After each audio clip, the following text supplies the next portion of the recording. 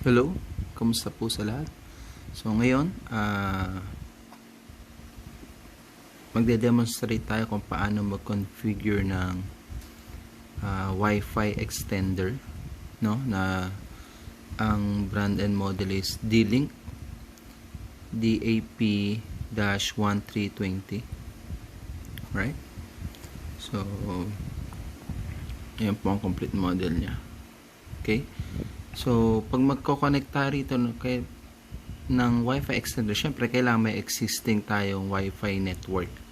Okay? Kasi doon lang siya kukuha ng internet access para naman i-broadcast niya yun sa isa. So, una, kailangan i-connect muna natin siya sa pangalan nito, sa power outlet. Okay? And then, pagka-connect natin, mga after ilang seconds, iilaw yan, i-reset natin siya, no? Paano yung pag-reset? May makikita kayong butas dyan. Ayan. Ayan ang reset. Ayan. Ayan. Pero syempre, pag i-reset nyo siya, kailangan nakasaksak. Alright? Sige, saksak natin.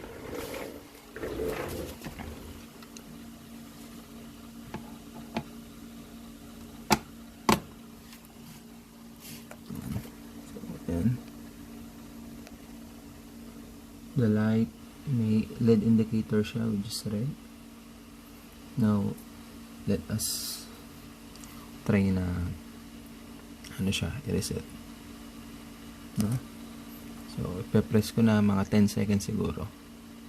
Ready? And 1, 2, 3 1, 2, 3 4, 5, 6, 7, 8, 9, 10. Yan. So, mag-blink yun. From red, mag-turn into green siya. Yan. Okay, so, sabihin na reset na natin siya. So, siguro nag-initialize lang yan. Now, kailangan tandaan natin yung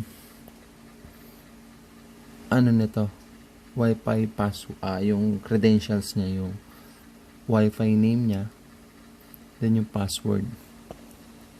Okay? Ayan. Kasi, so, na-reset na natin yung ating D-Link extender. So, this time, i-configure natin siya gamit yung ating laptop or desktop, computer, kaya man, kahit cellphone pwede. Okay? So, dito. So, ito ang desktop. Naka-Wi-Fi siya. So, check natin.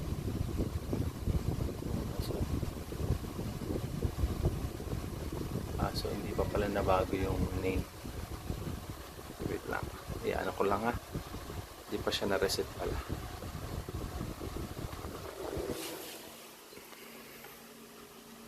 Reset ulit natin.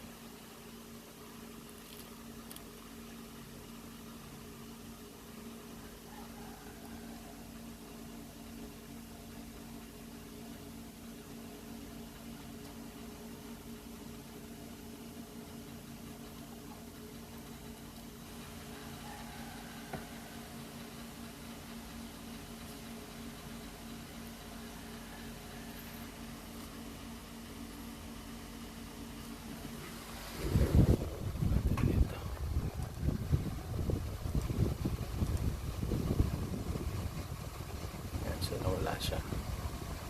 Check natin. Kasi dapat ang lilitaw na Wi-Fi name niya is ito dapat. Yan yung DLink -18D8. Yan. So, hintayin lang natin lumitaw dyan.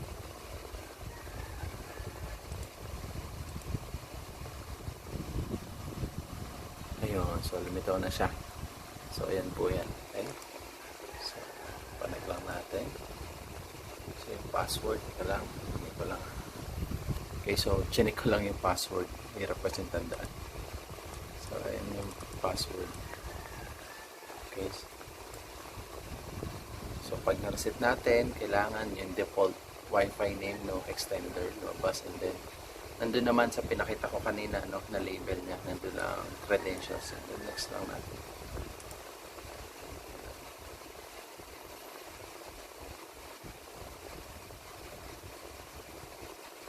So, pag nakakonect na siya, mag-prompt siya na mag-open ka ng web browser. Kasi andyan yung pinaka-interface para ma-configure natin yung ating Wi-Fi extender. No? Ayan.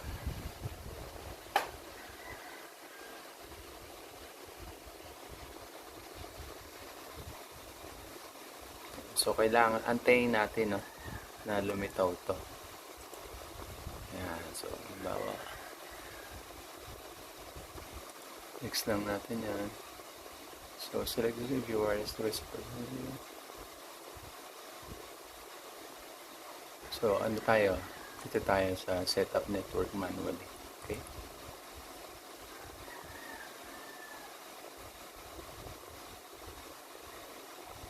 So, nakita nyo sa sa diagram. Ito yung router. Ayan, ito yung router ko. Ayan siya. Then, ito yung extender natin. So, kukuha yan, yung ating kino-configure. Kukuha siya ng internet data. So, kailangan i-connect muna natin ang D-Link Wi-Fi extender na to sa ating network.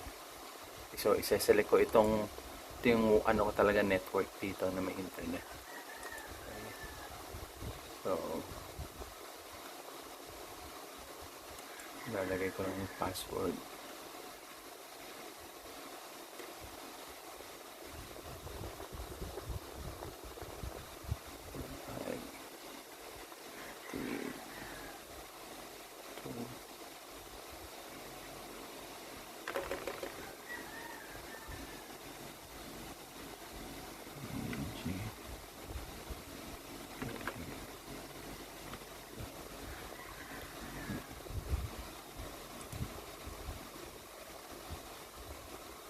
So, yan, pwede nyong lagyan ng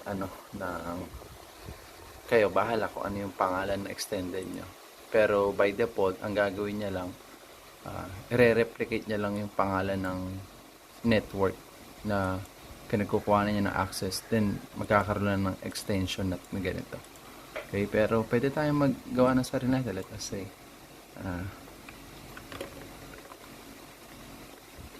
networks. Sorry. Hirap kasi nakahawak-hawak ko to. Then yung password, let us say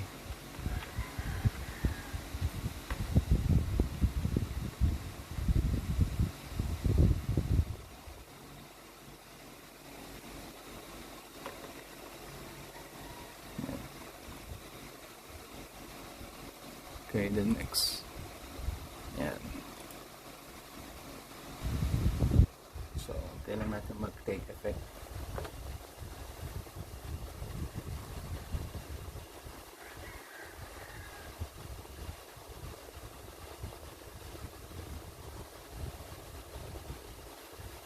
No, kung sakali sa iba na hindi automatic na magbukas yung web browser, no, pwede nyong manual na gawin, no. So, once na-connect na kayo dun sa network ng ating Wi-Fi extender, at hindi siya automatic na nag-display ng web browser, kayo na yung manual na mag-open, and then i-type nyo lang dito sa search bar, no, DLink DAP. Tignan natin kung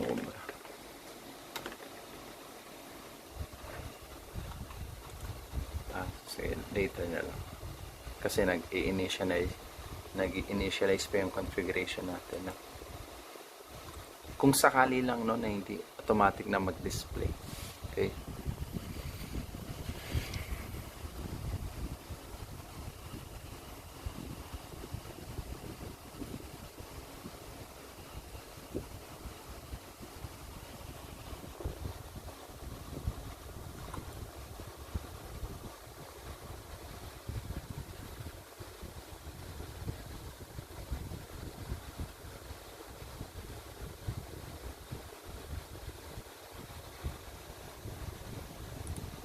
So, since binago na natin yung credentials, no, ng ating Wi-Fi extender, so kailangan ulit natin kumonek sa kanya. Ayan, so ito yung main router ko at ito yung extender, no, yung kanina si D-Link. So natatandaan natin, ni-rename lang natin siya. Okay, connect tayo. Insert lang natin yung password na ginawa natin kanina.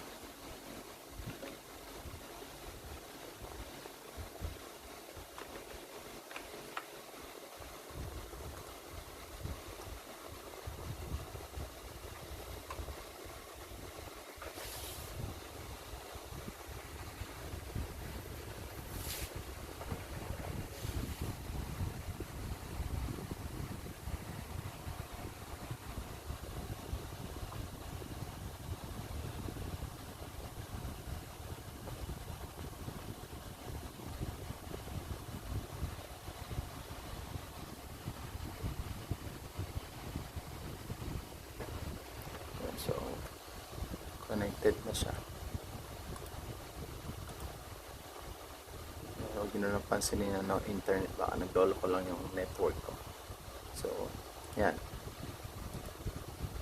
Now, kanina naturo ko lang din, kung sakaling, di ba nag-reset tayo ng Wi-Fi extender, we reset, nag-reset tayo. And then, hindi siya automatic na yung interface, hindi automatic na nag-open ng web browser. So, ang gagawin natin dun manual, no? So, try natin open ng web browser, type natin DLink DAP.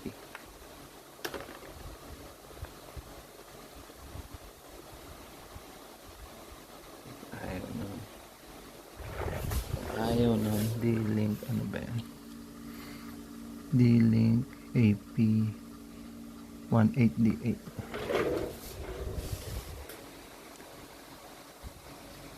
DLink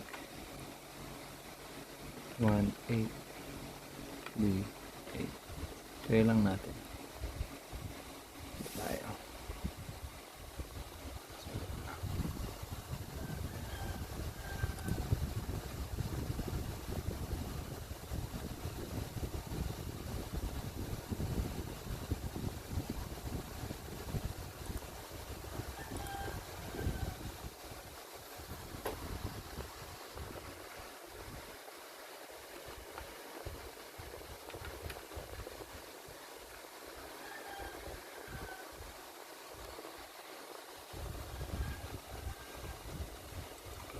Check lang ako ng network. Piping lang ako using command prompt.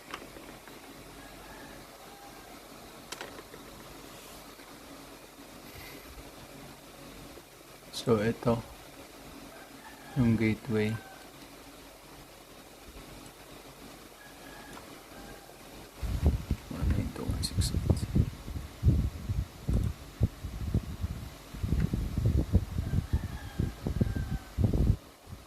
Access natin.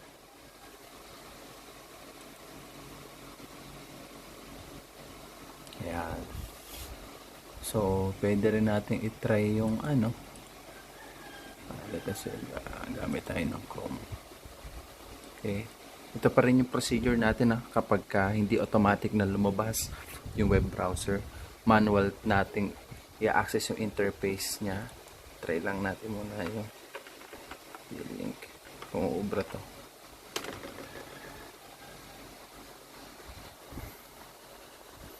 So, hindi. Try natin yun.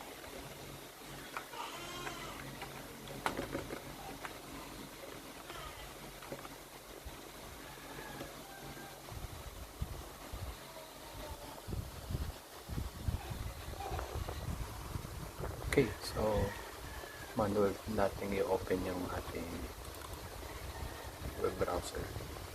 Tapos itatype lang natin dyan DLink DAP / and so pupunta na tayo sa interface. So sa password wala naman tayong nalagay kanina, so login lang. So ayan na.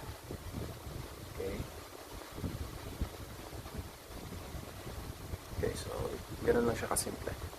Okay, so procedure natin, isaksak si D-Link extender, no?